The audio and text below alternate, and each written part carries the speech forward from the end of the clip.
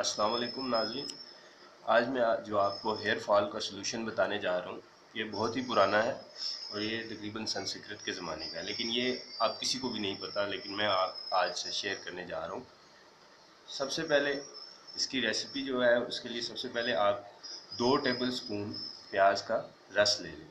ठीक है, इसको चॉप करके अच्छी तरह और इसको पीस कर इसका रस निकाल लें, साफ़ नायलून के कपड़े से निचोड़ लें।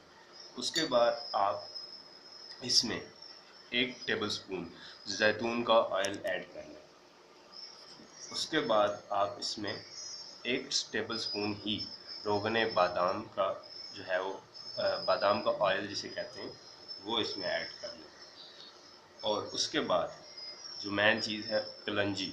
कलंजी का ऑयल ये बाज़ार में इजीली अवेलेबल है, आप 1 टेबल स्पून इसको भी ऐड करें।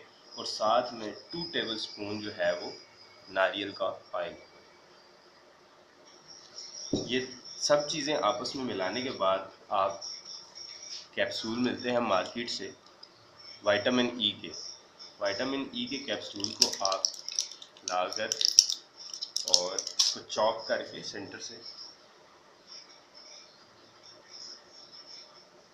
इसका ऑयल भी इसमें शामिल कर लें।